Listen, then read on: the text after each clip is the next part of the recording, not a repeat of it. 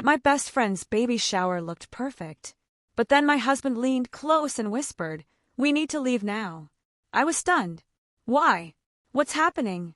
He wouldn't say a single word until we reached the car. He finally turned to me and asked, "You really didn't notice it, did you?" What he said next made my stomach sink.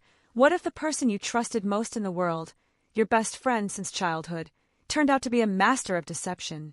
My husband dropped 3 words that day that shattered my world, but the real shock? It all began with a perfect lavender baby shower that wasn't what it seemed. The lavender balloons danced against a sky so blue it almost hurt to look as I walked toward Colette's baby shower. 20 years. That's how long Colette and I had been best friends, practically sisters. I knew her tells, the slight curve of her lips when she was hiding something, the practiced tilt of her head when she craved attention. But today, something felt off. My gut screamed it, and my husband, Bennett, he felt it too. I remember his doctor's eyes, tracking movements others missed, then his hand gripping mine. "We have to go now, Sarah." I should have listened. I just brushed him off, like I always did when it came to Colette. Made excuses.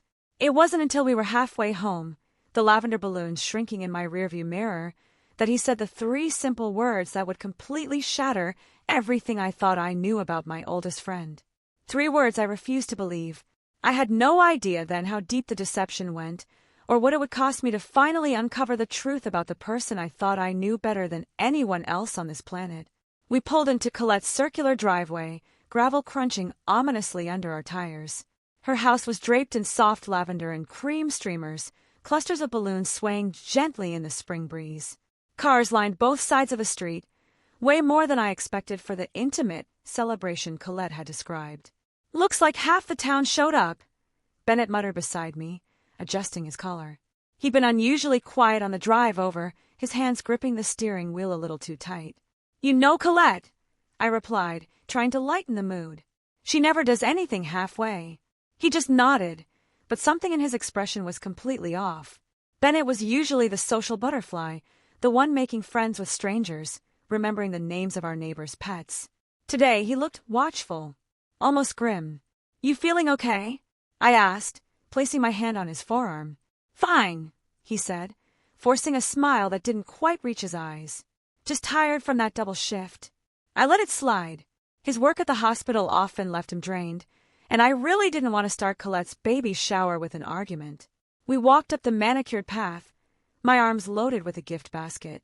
The door swung open before we could even knock. "Sarah!" Colette shrieked, arms outstretched. My best friend stood before me, absolutely radiant in a floor-length, pale pink dress that flowed around her. Her blonde hair was styled in loose waves, a flower crown perched on her head. Her makeup was impeccable, highlighting those bright blue eyes and rosy cheeks. She looked like she'd stepped right out of a glossy pregnancy magazine, you know, the kind where models with fake bumps sell you the dream of maternal bliss. "You look incredible," I managed, handing Bennett the gift basket, so I could hug her. But Colette held me at arm's length, her body angled slightly away from mine. "Don't squish the little one," she laughed, patting her stomach. I noticed how she wore the bump. Proudly, yes, but almost practiced. The way she touched it felt theatrical, like a performance. "We wouldn't want that." I smiled, trying to catch Bennett's eye, but he was already scanning the room behind Colette, his gaze almost clinical, methodical. The entryway opened up into a living space, utterly transformed. Lavender floral arrangements graced every surface. A professional photographer circulated, snapping candid moments. In the corner, a bartender mixed mocktails and mimosas at a marble-topped bar. A neon sign blazed on the far wall. "It's a girl," in cursive pink letters. "This is wow," I breathed, genuinely impressed, taking it all in. "Colette, this must have cost." "Oh, don't worry about that." She cut me off, waving dismissively. Most of it was donated.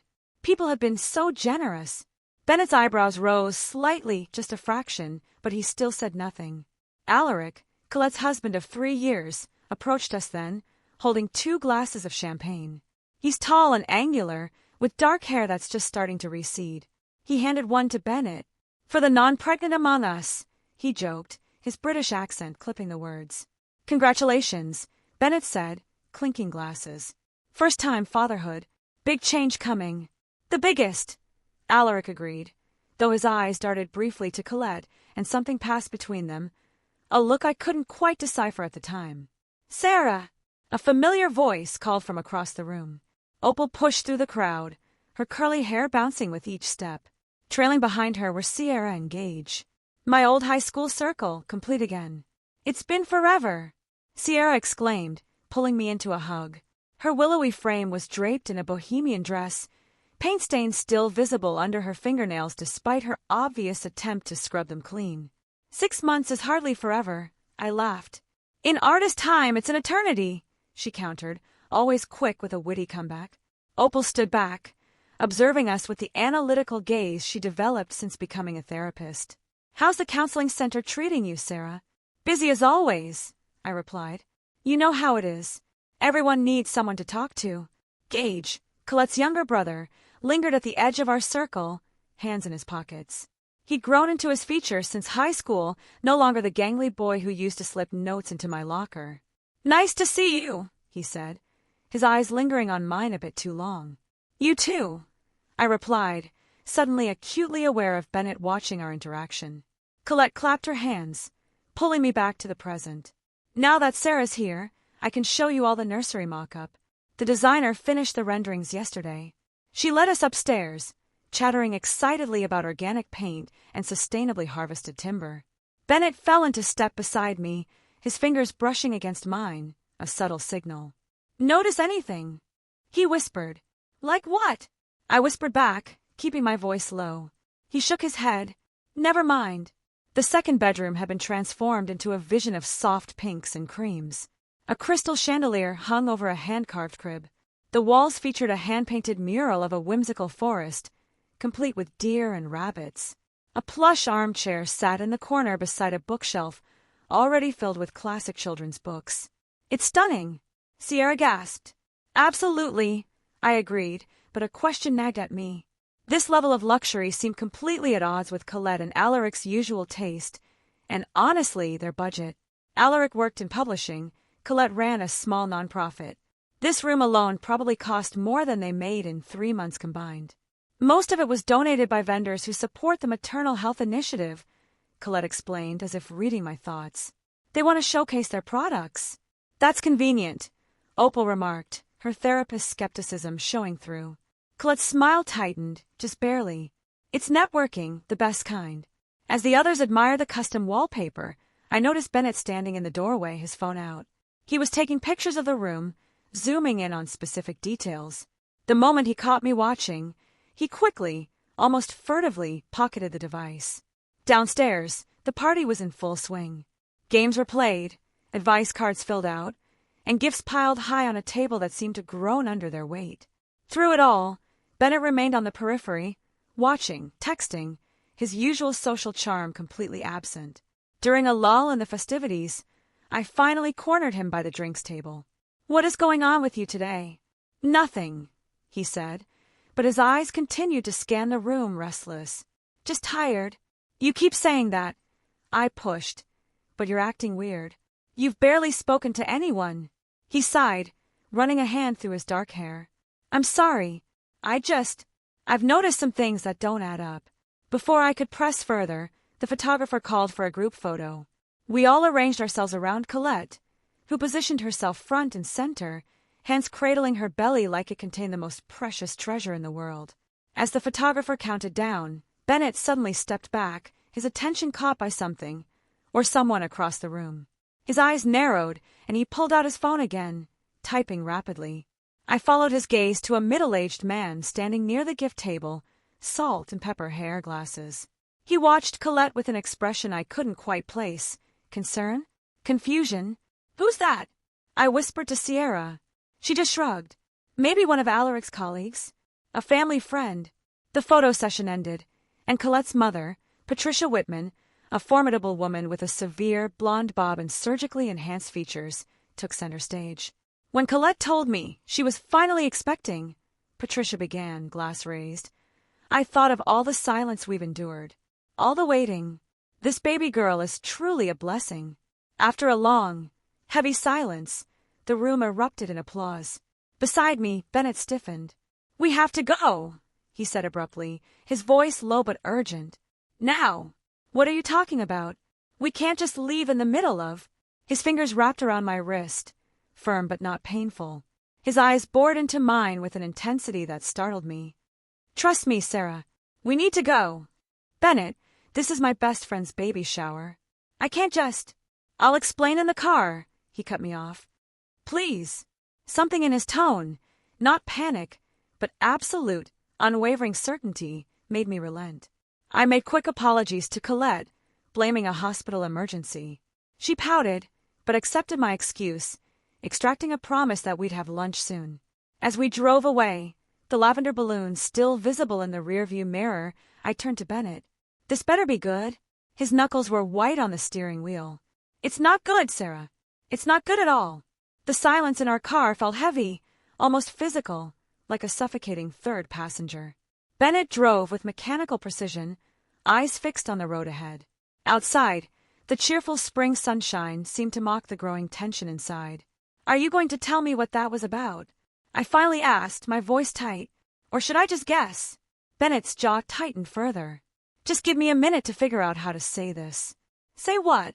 I retorted, anger bubbling up. "That you embarrassed me in front of everyone I care about? That you pulled me out of my best friend's baby shower like we were fleeing a crime scene?" He didn't respond, just flicked on his turn signal with unnecessary force as we merged onto the highway. "Bennett!" I tried again, softer this time, a plea. "Whatever it is, just tell me." He exhaled slowly, his shoulders dropping slightly. "Not until we're halfway home. I need you focused, not distracted by traffic. You're scaring me." "I'm sorry." He reached across the console to squeeze my hand, a brief, reassuring touch. "That's not my intention." We drove in silence for another 15 agonizing minutes. The familiar suburban landscape eventually gave way to open countryside.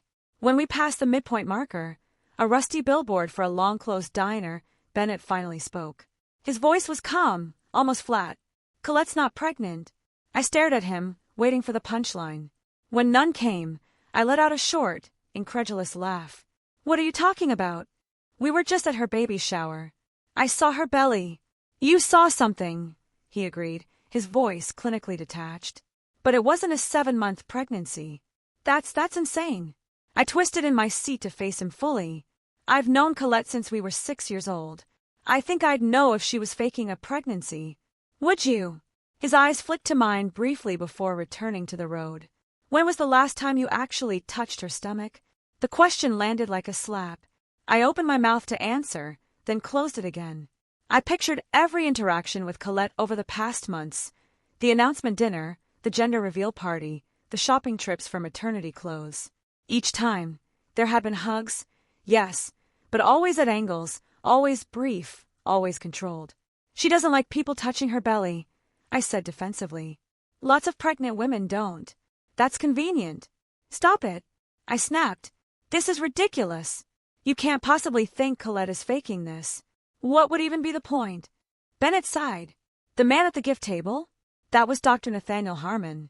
He's an obstetrician at my hospital." "So maybe he's her doctor?" "He's not. He works exclusively at Mercy General. Colette goes to St. Elizabeth's Medical Center. You told me that yourself when she first announced." I frowned. "Maybe she switched doctors?" "Sarah!" Bennett's voice was gentle now, but firm. He recognized me.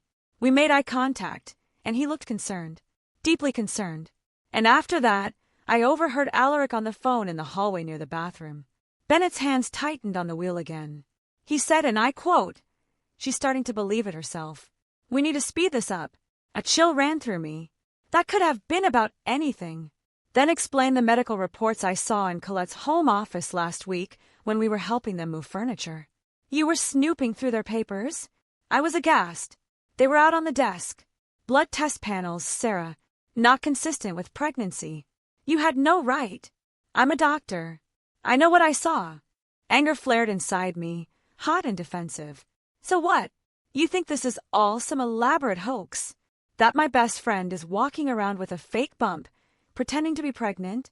Do you hear how crazy that sounds?" "More than crazy," he agreed. "Possibly pathological. This is. I sputtered, searching for words. This is jealousy. You've always been weird about my friendship with Colette. Bennett's face hardened. That's not fair, is it? Ever since we got married, you've made comments about how much time I spend with her, how she calls too late, how she always needs something, because she's manipulative. His voice rose for the first time. She uses you, Sarah. She always has. Pull over. My voice was ice. What? Pull over. Bennett guided the car onto the shoulder, putting it in park but leaving the engine running. We sat in charged silence, the soft hum of the air conditioning the only sound. I don't want to fight, he said finally. I'm telling you what I observed because I'm worried for you. For her, even. I turned to stare out the window, biting back tears. You're wrong about this. I hope I am. His voice was soft now. But think about it. Really think. When did she announce? January. That's 7 months ago. Has her body changed the way a pregnant woman's would? Not just her stomach. Her face. Her ankles. Her overall weight. I thought about Colette at the shower. Her slender arms. Her defined jawline. Her slim ankles in those strappy heels. Pregnant women retained water. They gained weight in their faces. Their bodies changed far beyond just their bellies. She's always been thin, I said weakly. She's not drinking alcohol because of doctor's orders, not morning sickness. Have you ever heard her mention morning sickness, food aversions, back pain? I hadn't.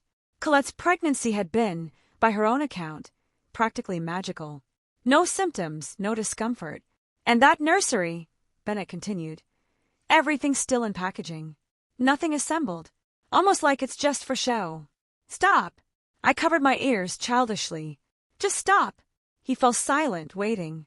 Slowly, unwillingly, I let myself consider his observations. The careful way Colette positioned herself in photos. How she never seemed to need bathroom breaks despite supposedly carrying a 7-month fetus pressing on her bladder. The way she changed the subject whenever I asked specific questions about her prenatal care. Why? I whispered, dropping my hands. Why would anyone do this? I don't know, Bennett admitted. Attention? Money. That shower wasn't cheap. And she said most things were donated. What does that even mean? The extravagance of the event replayed in my mind. The professional catering, the designer decorations, the expensive gifts. Colette's nonprofit work focused on maternal health in underserved communities. Could there be a connection? I need to know for sure, I said finally. Bennett nodded, putting the car back in drive. So do I. As we pulled back onto the highway, doubt crept in like a cold fog, obscuring the certainties I'd built my life around. I'd known Colette longer than I'd known anyone outside my family. We'd shared everything. First periods, first kisses, college anxieties, wedding jitters. She was a sister I never had, but there had always been something performative about Colette, something that needed an audience. In high school, her heartbreaks were always public, her achievements always broadcast. Even her proposal from Alaric had been elaborately staged for maximum social media impact. I keep thinking about what her mother said. Bennett mused, breaking into my thoughts. A blessing after long silence. What silence? Colette's never mentioned fertility issues. No, I agreed. She hasn't. My phone buzzed with a text. Colette, miss you already. Lunch Tuesday. Justice Girls. So much to tell you. I stared at the message, seeing it with new eyes. So much to tell me? What hadn't she already shared about this pregnancy? The rest of the drive passed in contemplative silence. By the time we pulled into our driveway, the sun was setting, painting the sky in shades of orange and pink. What now? I asked as Bennett cut the engine. He turned to me, his face grim in the fading light. That's up to you. She's your friend. I nodded slowly. I need to find out the truth. Whatever that is, he agreed. We'll face it together. That night, I lay awake long after Bennett's breathing had deepened into sleep. My mind replayed every interaction with Colette over the past 7 months, searching for clues I might have missed. The excitement in her voice when she called with the news. The way she declined my offer to accompany her to appointments. The vague answers about due dates and doctor's recommendations. By morning, I had made a decision. I needed to see for myself. The day after the shower, the morning dawned bright and clear. Bennett had an early shift, leaving me alone with my tumultuous, swirling thoughts. I paced our kitchen, coffee growing cold in my mug, replaying his accusations over and over. Could it be true? Could my best friend, the person I trusted most in the world, be living such an elaborate lie? I picked up my phone and scrolled through recent pictures of Colette. In each one, she was radiant, hands cradling her bump, smile dazzling. But looking closer, I noticed the patterns Bennett had pointed out. Always flowing dresses or oversized tops, always standing at an angle, always keeping a careful distance between herself and others. Before I could second-guess myself, I texted her. Left my shawl at your place yesterday. Okay if I swing by to grab it? Her response came almost immediately. So sorry, not home now. Doctor appointment in the city. Merad is there though. She can let you in. Perfect. Colette's younger sister, Merad, was less guarded, less polished. If anyone would slip up and reveal something, it would be her. I grabbed my purse and keys, conjuring a pale blue shawl I didn't actually own. The drive to Colette's house felt interminable. Each mile marker was a countdown to a confrontation I wasn't sure I was ready for. Colette and Alaric lived in a renovated Victorian on the edge of town, a wedding gift from her parents they'd spent years restoring. As I pulled into the driveway, I noticed Alaric's car was gone too. Only Merad's beat-up Civic sat in the carport. I knocked, my heart hammering against my ribs like it wanted to escape.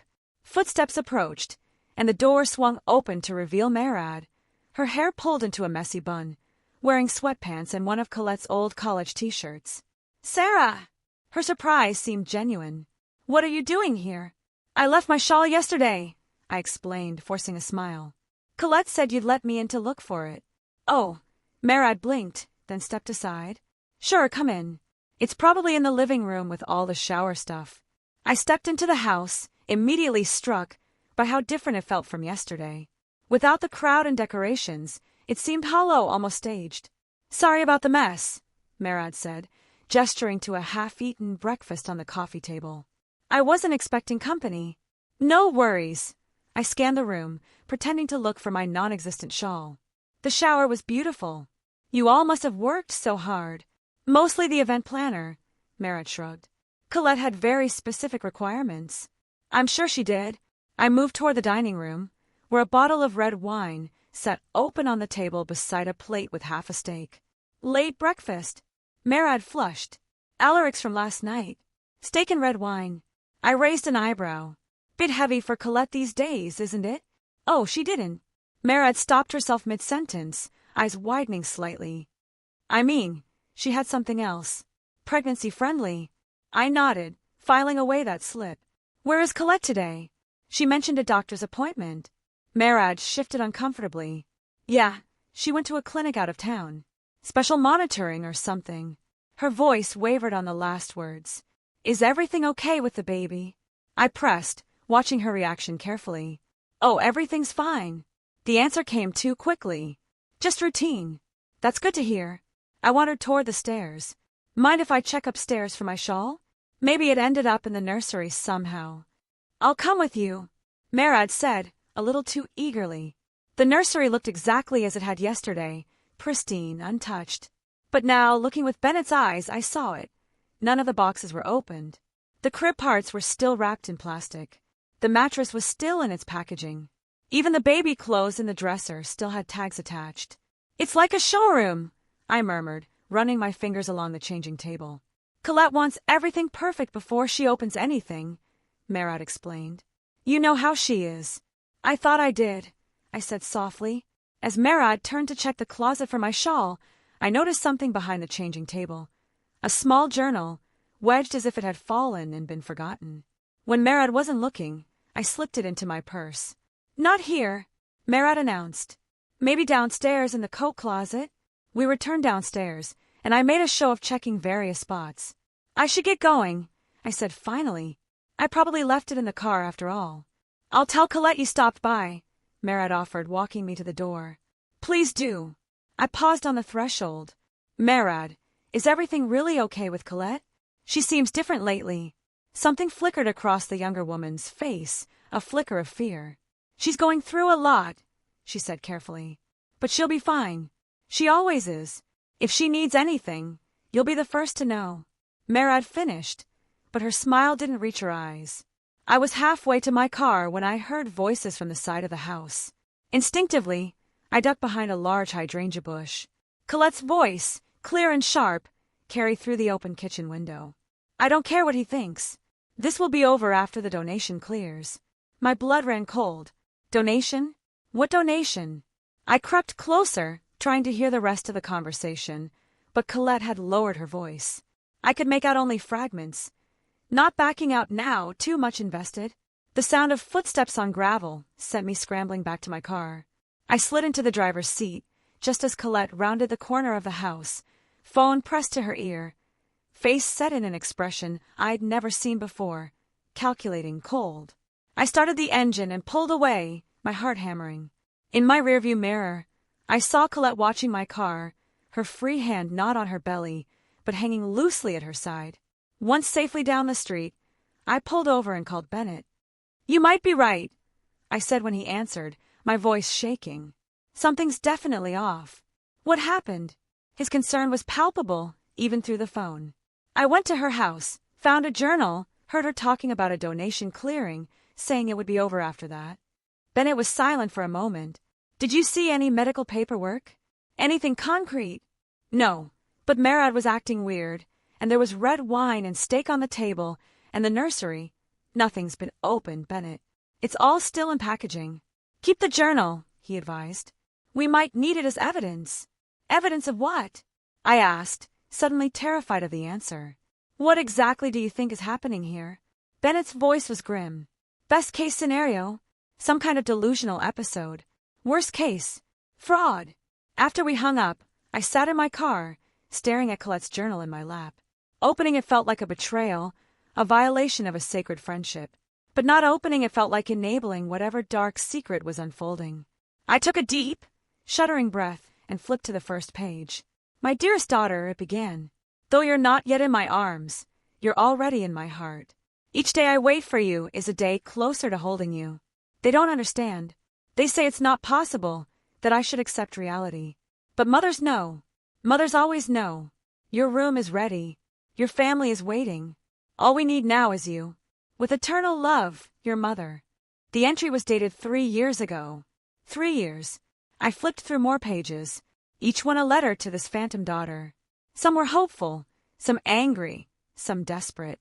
The most recent, dated just 2 weeks ago, sent chills down my spine. "My miracle girl, they've all finally accepted your coming. The donations are flowing in. Soon we'll have everything we need to bring you home properly. Just a little longer now, and no one will be able to take you away from me again. Forever yours, Mommy." What had happened 3 years ago? Colette and Alaric had only been married for a few months then. Had there been a pregnancy no one knew about? A devastating loss.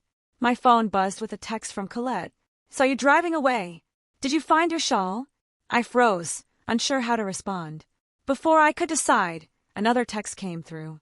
"Sarah, I need to tell you something. Something I haven't told anyone else. Can we meet tomorrow? Somewhere private. I've been keeping a secret for too long, and you're the only one I trust with the truth." I stared at the screen, a mixture of dread and vindication washing over me. Whatever was happening with Colette, I was about to find out. With trembling fingers, I replied, "Of course. Name the time and place." Her response came immediately. "The cabin at Lake Morrison. Noon. Come alone." The cabin. Her family's summer place. Isolated and private. The perfect spot for a confession or a confrontation. I started the car again, Colette's journal secure in my purse, and drove home with the crushing weight of 20 years of friendship pressing down on me. By the time I pulled into our driveway, I had made up my mind. I would meet Colette tomorrow, hear her out, and then decide what to do. Bennett was waiting for me in the kitchen, still in his scrubs from his hospital shift. One look at my face told him everything. "You found something," he said. It wasn't a question. A lot of somethings. I sank into a chair at our kitchen table. "And tomorrow, I'm going to find out the rest." I showed him the journal, watched his expression darken as he read. When he finished, he closed it carefully and set it down between us like a bomb that might detonate. "Whatever you're walking into tomorrow," he said quietly, "be careful. If she's been living this delusion for 3 years. She's still Colette," I insisted, though I wasn't sure anymore what that meant. "She's still my friend." Bennett reached across the table and took my hand. People who are drowning will pull down anyone trying to save them, he said, his voice grave. Remember that. That night, I left Bennett a voicemail before falling into a troubled sleep. I think you're right about everything, and I'm scared of what I'll find out tomorrow. In my dreams, I stood in Colette's perfect nursery, watching as she rocked an empty blanket, singing lullabies to no one at all. The drive to Lake Morrison took 40 minutes, each mile heightening my anxiety. I'd barely slept, turning over every terrifying possibility in my mind until dawn broke. Bennett had offered to come with me, but this was something I needed to face alone. Whatever the truth was, it had to be confronted by me for me. The lake was deceptively peaceful in the late spring sunshine, its surface rippling with gentle waves. The Whitman family cabin sat nestled among tall pines on the eastern shore, its weathered wood and stone chimney a fixture of my childhood memories. Colette and I had spent countless summer days here, swimming, gossiping, dreaming of our futures. As I pulled up the gravel driveway, I spotted Colette's white SUV parked under the carport. My stomach clenched. There was no turning back now. I approached the cabin slowly, taking in details I'd missed on previous, happier visits. The porch swing, where we'd shared secrets, now looked abandoned, its chains rusted. Flower pots sat empty, the welcome mat faded beyond recognition. Before I could even knock, the door swung open. Colette stood there, dressed in a simple white sundress. No baby bump, no pregnancy glow. Just Colette, her face bare of makeup, her blue eyes rimmed with red. "You knew," she said simply. Not a question, just a defeated statement. I nodded, unable to find words. She stepped back, gesturing me inside. I should have realized Bennett would figure it out. Doctors notice things. The cabin's interior was dim, shafts of sunlight cutting through half-closed blinds. Colette moved to the worn leather couch and sat, curling her legs beneath her like she used to do in college. "Do you hate me?" she asked, her voice small, vulnerable. I remained standing, unsure of the script for this moment. "I don't hate you. I don't understand." She laughed, a brittle, humorless sound. "That makes two of us." I watched as she poured water from a pitcher on the coffee table, her hand steady. "No wine today. No performance." "I wasn't always lying," she began, staring into her glass. "A year ago I was pregnant. For real." My breath caught. "What?" 8 weeks. We hadn't told anyone yet. We were waiting for the first trimester to pass. Her voice was flat, emotionless. I miscarried on a Tuesday. Alaric was in London for work. I was alone. "Colette." I moved toward her, instinct overriding caution. "Why didn't you call me?" "Because you had just announced your promotion at the counseling center. Everyone was so proud of you." She shrugged. "I didn't want to steal your moment." The familiar, bitter taste of guilt twisted in my gut. The constant push-pull of our friendship, where her needs and mine perpetually competed for oxygen. "After the miscarriage, I fell apart," she continued. "But secretly, no one knew, except Alaric and my doctor." I sat beside her, leaving a small, necessary space between us. And then I stopped accepting it. I started talking to the baby like she was still there. Buying things. Planning. Colette's hands fluttered to her still flat stomach. Alaric was worried, but he went along with it at first.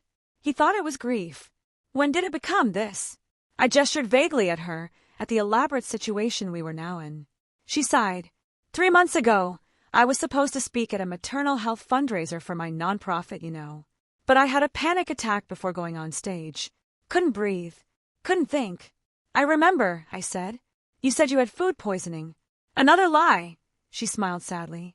Alaric found me hyperventilating in the bathroom. I kept saying I couldn't face them. Couldn't tell them I'd failed. And then he said, "What if you didn't have to?" My blood ran cold. "He suggested you fake the pregnancy." "Not exactly," she clarified. "He suggested I could say I was newly pregnant just to get through the event. We'd announce a loss later, after I'd had time to process privately." Colette's eyes met mine hollow. "But it felt so good, Sarah. The congratulations, the attention, the way people looked at me like I was special again. So you kept going." It snowballed. One event became another. A small bump became a bigger one. And then the donations started coming in. I frowned. Donations? Colette stood abruptly, moving to a desk in the corner. She returned with a folder full of papers. "Here," she said, spreading them on the coffee table. "See for yourself." The documents showed donations, substantial ones, from various businesses and individuals, all to Colette's nonprofit, New Beginnings Maternal Care. "The foundation is real," she explained. "The work we do is real. We provide prenatal care to women in underserved communities. What isn't real is—" She trailed off. "Your pregnancy," I finished. She nodded, eyes downcast. "I don't understand. Why would your pregnancy affect donations to your nonprofit?" "Because of who the donors are." Colette shuffled through the papers, pulling out several checks with familiar names. The Graves Foundation, the Williams Trust, Hampton Healthcare Services. They all have one thing in common. I scanned the names, recognition dawning. They all lost children or grandchildren or siblings. They donate to maternal health care because of personal tragedy. Colette's voice hardened slightly. And they connect with me because they think I understand their fear. The fear of losing a child. The sheer calculation of it all stunned me. So, the baby shower was a fundraiser, essentially? Every gift, every decoration, all donated by companies that support New Beginnings. They get tax write-offs and publicity. We get supplies for our clinics. My mind raced to process this information. It was manipulative, certainly. Deceptive, absolutely. But criminal? I wasn't sure. My phone buzzed in my pocket. A text from Bennett. The obstetrician just emailed me. He says he filed a fraud report. My heart sank, a leaden weight in my chest. I looked up at Colette, who was watching me intently. "Bad news?" she asked. I hesitated, then turned my phone screen toward her. She read the message, her face draining of color. "Who else knows?" I asked quietly. "Just Alaric and Marad. She figured it out last month." Colette's composure cracked completely. "Sarah, I can't go to jail. The foundation will collapse. All those women we help, they'll have nothing. You should have thought of that before you started this performance." I snapped, unable to hold back. "I know." Tears spilled down her cheeks. "I know it was wrong, but I'll make it right. Once the final donation from Graves clears, it's for a new ultrasound machine for a mobile unit, I'll announce that I lost the baby. There'll be sympathy, not suspicion. No one will question it." The coldness of her planning chilled me to the bone. This wasn't grief or delusion speaking. This was pure, unadulterated calculation. And what about all the people who care about you, who've been worried about you, shopping for you, planning for you? What about their feelings? "They'll recover," she said dismissively. "People always do." "I'm not sure I will," I admitted. Something shifted in Colette's expression. A flash of the girl I'd grown up with, vulnerable and real. "I need you, Sarah. You're the only person who won't abandon me over this. The only one who will understand." The weight of 20 years of friendship pressed down on me. The sleepovers, the graduations, the weddings, the secrets shared and promises made. The time she'd been there for me, and the time she hadn't. "I'll think about it," I said finally, gathering my purse. "But Colette, this has to stop. Today." She nodded, desperation in her eyes. "Anything you want, Sarah. Just don't tell anyone else, please." As I drove away, the cabin growing smaller in my rearview mirror, I felt completely hollow. The Colette I thought I knew had vanished, replaced by someone I barely recognized. On the highway, my phone rang through the car speakers. "Bennett," I said before he could speak. "You were right about everything. Are you okay?" His concern warmed the chill that had settled in my chest. "No," I admitted. "I'm really not." "Come home," he said softly. "We'll figure this out together." But as I drove, a nagging question persisted. Something about the donation from Graves that Colette had mentioned. The name was familiar beyond just seeing it on the donor list. I took the next exit and pulled into a coffee shop parking lot, searching my phone contacts. There it was, Penelope Graves, the stern widow I'd met at a charity gala last year.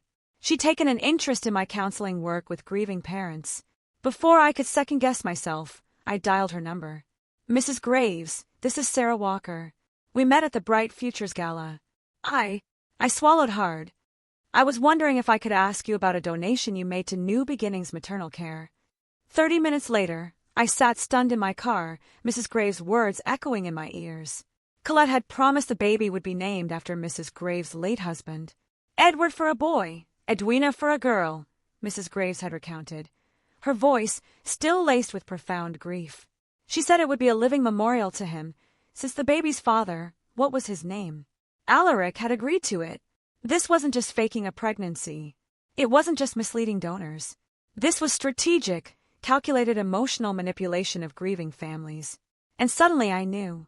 I couldn't protect Colette anymore. 3 days later, the post appeared on a local community forum.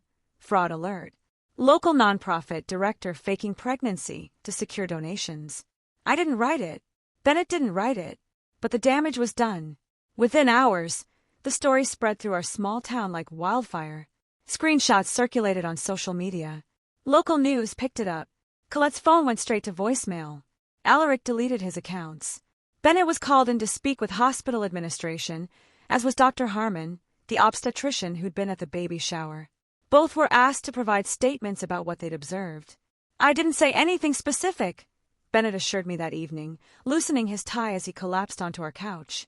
Just confirmed that, as a medical professional, I had concerns about the authenticity of her condition. This is a nightmare, I murmured, scrolling through the endless, venomous comments online. People we'd known for years were expressing shock, disgust, anger. Some defended Colette, suggesting mental illness. Others called for criminal charges.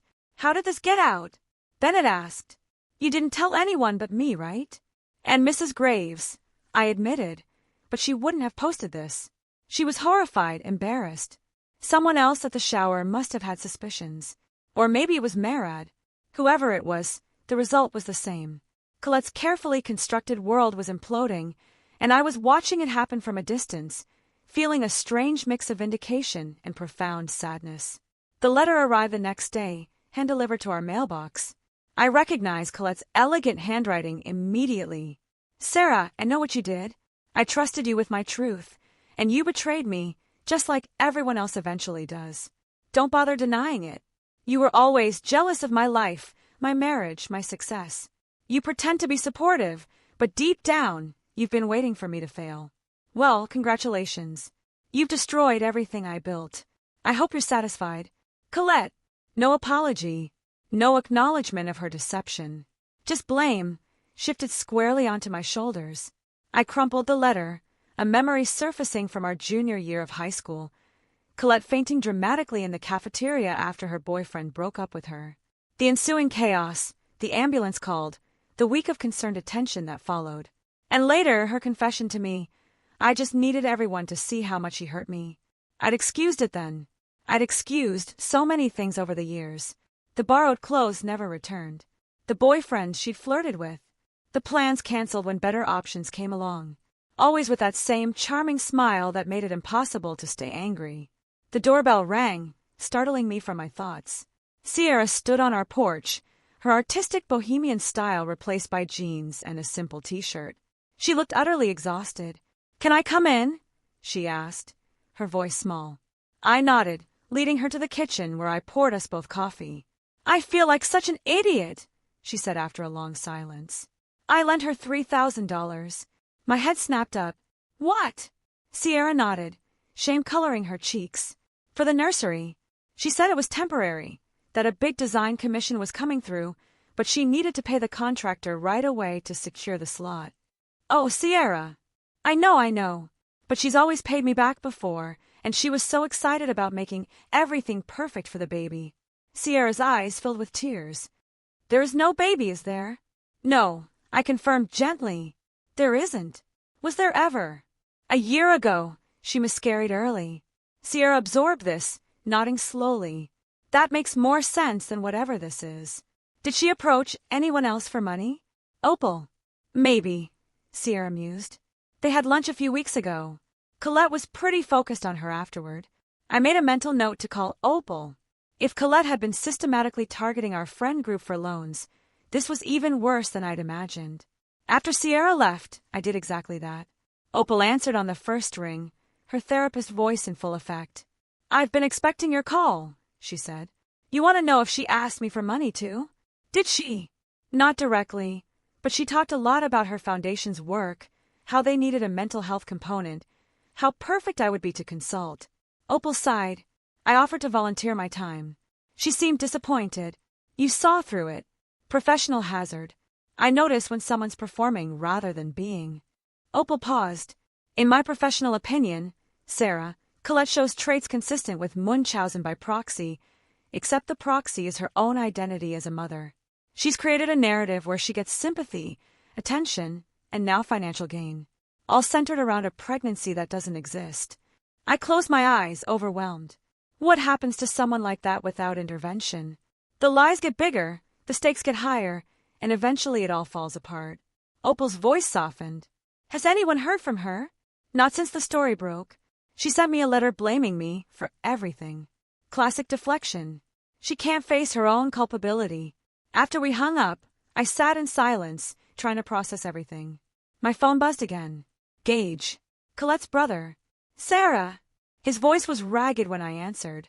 Have you heard from Colette? No. Have you? Not since yesterday. She called me crying. I couldn't understand most of it, but... He paused, gathering himself. I knew something was wrong. For months I knew, but I didn't have proof, and Mom and Dad wouldn't listen. It's not your fault, Gage. Isn't it? She's my sister. I should have pushed harder.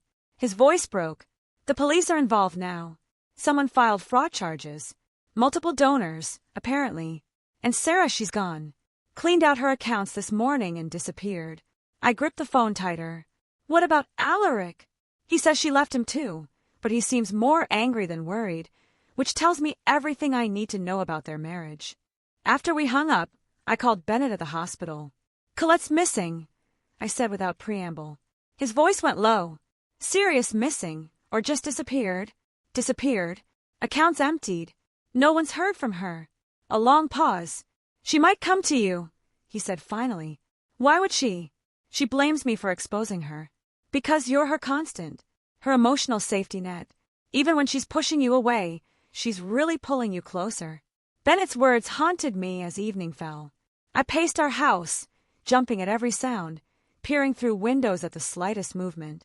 The rain started around 9, a gentle patter that grew into a full-blown downpour by midnight. Bennett had been called in for emergency surgery, leaving me alone with my thoughts and fears. I just decided to try to sleep when a soft knock came at the door. I froze, listening.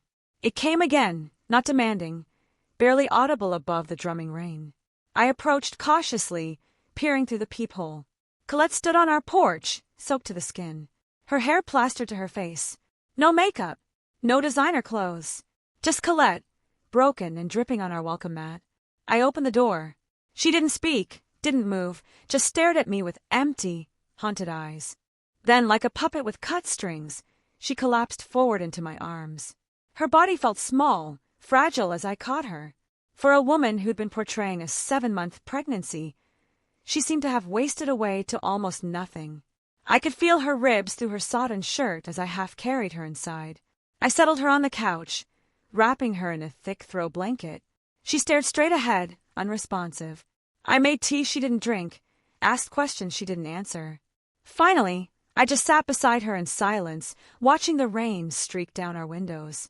After what felt like hours, she spoke one sentence, barely a whisper. Tell me what to do. I'll do it. I looked at her, this stranger wearing my best friend's face, and felt nothing but profound exhaustion. That's how Bennett found us when he returned home at dawn. Colette curled into a ball on our couch, me sitting vigil in the armchair across from her. One look at his face told me he'd heard the news. They've issued a warrant, he said quietly, leading me into the kitchen. Fraud. Multiple counts. The Graves Foundation is pressing charges. I glanced back at Colette's sleeping form. She has nothing left. No money, no home, no reputation. That's not our problem. Bennett's voice was firm, but not unkind. Sarah. She manipulated grieving families. She took advantage of people's pain. She stole money under false pretenses. I know she needs to face consequences and professional help. I know that too. Bennett sighed, running a hand through his hair. She can't stay here. I want her out by noon. I nodded, unable to argue. He was right. Harboring Colette now would make us complicit in whatever came next. After he left for his shift, I made coffee and toast, setting a plate in front of Colette, who had finally stirred. Bennett wants you gone by noon. I said, not bothering to soften the blow. She nodded, picking at the toast without eating it. Where will I go? You could turn yourself in. Start taking responsibility. A bitter laugh escaped her. They'll put me in jail. Maybe. Maybe not. But running will only make it worse. She looked up at me, a spark of the old Colette, the calculating Colette in her eyes. A documentary producer called me yesterday. Wants to interview us both. Deception and mental illness in the social media age. Offer good money. You can't be serious. I stared at her, incredulous. Even now, she was thinking about the performance. The audience. The attention. Colette, this isn't a PR problem. It's not something you can spin or repackage. You lied to everyone who loves you. You exploited people's grief for money. For the foundation, she corrected automatically. The money went to the foundation, which you controlled, I countered, which enhanced your reputation, which gave you access to powerful people. I leaned forward, forcing her to meet my eyes. Stop lying to yourself, if no one else. Something cracked in her expression. What do you want from me, Sarah? Tears? Confession? Self-flagellation? Will that make you feel better about abandoning me when I need you most? This isn't about me. It's always been about you. Her voice rose, color flooding her pale cheeks. Perfect Sarah, with her perfect husband and perfect career and perfect moral compass. Never a mistake, never a misstep. Do you have any idea what it's like to stand in your shadow year after year? I've made plenty of mistakes, I said quietly, including letting this friendship become so unbalanced that you think you can manipulate me the way you do everyone else. I never manipulated you. Didn't you? The late-night crisis calls. The emergencies that always seemed to happen when I had something important going on. The constant need for reassurance and validation. She flinched as if I'd struck her. That's what friends do. They show up for each other. Friends, not emotional vampires. We stared at each other across the kitchen table. 20 years of friendship stretching between us like a chasm. I think there's something wrong with me, she whispered finally. I can't tell where the line is anymore between what's real and what's performance. I know, I said, softening despite myself. That's why you need help, Colette. Real help. She was silent for a long moment. Then, I just wanted to be special again. Before I could respond, a sharp knock came at the door. Through the window, I could see a police cruiser in our driveway. Colette's eyes widened in panic. She bolted from her chair, heading for the back door. I caught her arm. Don't, I pleaded. It will only be worse if you run. Let me go. She twisted in my grip, desperate. Sarah, please. I can't go to jail. I can't. In that moment, I had to choose. The friend I'd known forever, or the truth I couldn't ignore. The loyalty that had defined most of my life, or the moral clarity that had emerged from its ashes. I'll speak for you, I said finally, releasing her arm. I'll tell them you came here voluntarily, that you're cooperative. It might help. She sagged against the wall, defeated. You really think I'm a monster, don't you? No, I shook my head. I think you're lost, and I can't find you anymore. The next hours passed in a blur. Statements given. Charges read. Colette, hollow-eyed and broken, was led to a police car. My promise to testify about what I knew. A partial account that omitted certain details that would have made things even worse for her. A half-truth for a half-life. Weeks turned into months. Colette eventually accepted a plea deal, probation, restitution, community service, and mandatory psychiatric treatment. The foundation was dissolved, its remaining assets transferred to legitimate maternal health organizations. I testified as promised, walking that impossibly fine line between honesty and mercy. I described the miscarriage, the grief that had spiraled into delusion, the genuine work the foundation had done despite its fraudulent fundraising. I didn't mention the calculated way she targeted specific donors, or the chilling journal entries that suggested this deception had been planned, rather than an impulsive act of desperation. Some would call it perjury by omission. I called it the last act of friendship I could offer. 6 months after the baby shower that had started it all, a letter arrived from the psychiatric facility where Colette was receiving inpatient care. Sarah, it began, in her elegant, familiar script. They tell me writing this is part of my recovery, acknowledging the harm I've caused, accepting responsibility, expressing genuine remorse, rather than a performative apology. I'm not sure I know the difference yet. I'm not sure I know who I am when no one is watching. But I do know this. You saved me from myself. Not the way a friend would, looking away, making excuses. The way a sister would, with hard truth and harder love. I don't expect forgiveness. I don't even expect a response. But I needed you to know that in the wreckage of everything I destroyed, there is one thing I finally understand. The difference between being seen and being known. Colette. I folded the letter carefully and placed it in a memory box in our closet, alongside photos from our childhood, friendship bracelets, and a piece of the pale blue shawl I'd invented as an excuse to investigate her house. Then, one quiet autumn afternoon, I drove to the baby shower venue, a converted barn, now empty and silent in the fading light. I sat alone on the steps, watching leaves spiral down from the nearby trees, thinking about all the invisible things we choose not to see in those we love. She taught me that some lies are told for love, for protection, but others are told because someone loved the attention more than the truth itself. Have you ever had to face a painful truth about someone you care deeply about? What was your moment of clarity? Share your thoughts and experiences in the comments below. I'd really love to hear what you think.